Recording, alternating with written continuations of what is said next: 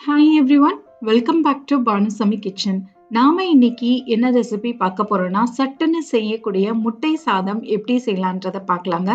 இதை நீங்க 10ல இருந்து 15 நிமிஷத்துலயே செஞ்சு முடிச்சிடலாம். ஒரு சூப்பரான ஈஸி லஞ்ச் பாக்ஸ் ரெசிபின்னே சொல்லாங்க.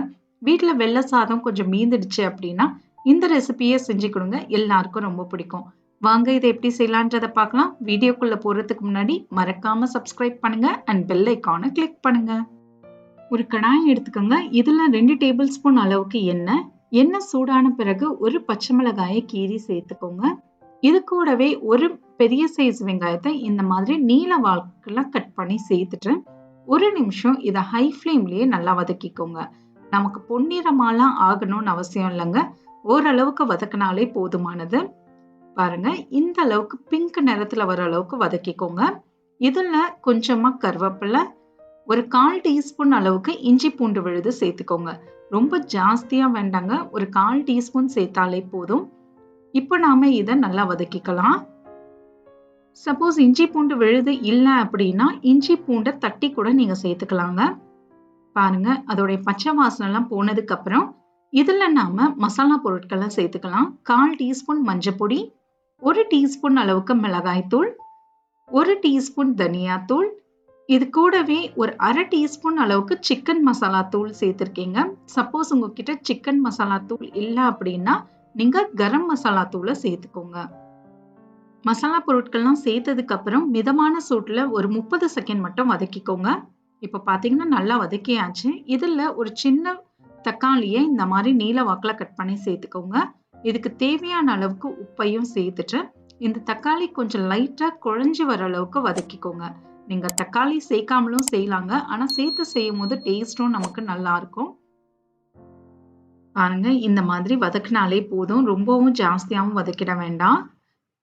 இந்த அளவுக்கு வதக்குனதுக்கு அப்புறம் இதுல நாம இப்போ முட்டையை சேர்த்துக்கலாங்க. நான் இங்க 2 பேருக்கு செய்யறேங்க. ஒரு 2 கப் அளவுக்கு சாதத்தை எடுத்திருக்கேன். 3 முட்டையை சேர்த்திருக்கேன். நீங்க 4 முட்டையா கூட சேர்த்துக்கலாம். இந்த ரெசிபி பாத்தீங்கன்னா 2 பேருக்கு அளவுக்கான ரெசிபிங்க. நீங்க 3-4 பேருக்கு செய்யறீங்க அப்படின்னா இந்த ரெசிபியை டபுள் ஆக்கிக்கோங்க.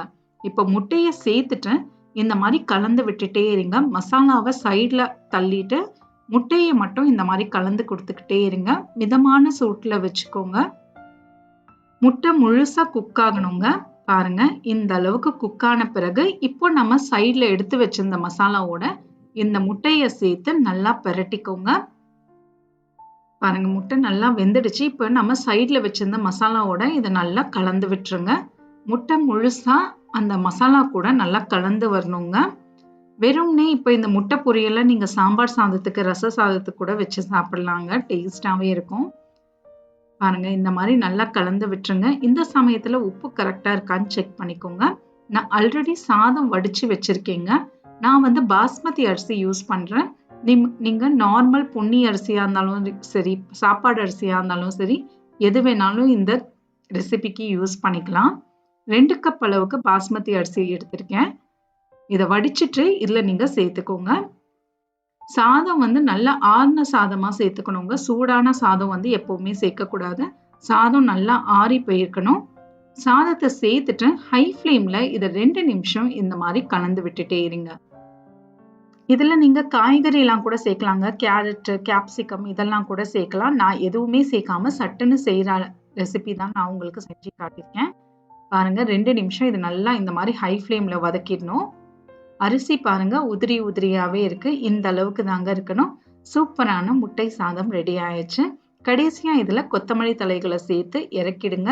அவ்வளோதாங்க. இதே அளவுகளோட நீங்களும் ட்ரை பண்ணுங்க. உங்களுக்கும் இது சூப்பராகவே வரும். ட்ரை பண்ணி பார்த்துட்டு எப்படி வந்ததுன்றத கமெண்ட்ஸ்ல சொல்லுங்க. மறக்காம சப்ஸ்கிரைப் பண்ணுங்க அண்ட் பெல் ஐக்கானை கிளிக் பண்ணுங்க. இன்னொரு வீடியோல உங்க எல்லாரையும் நான் பார்க்குறேன். தேங்க்யூ ஃபார் வாட்சிங்.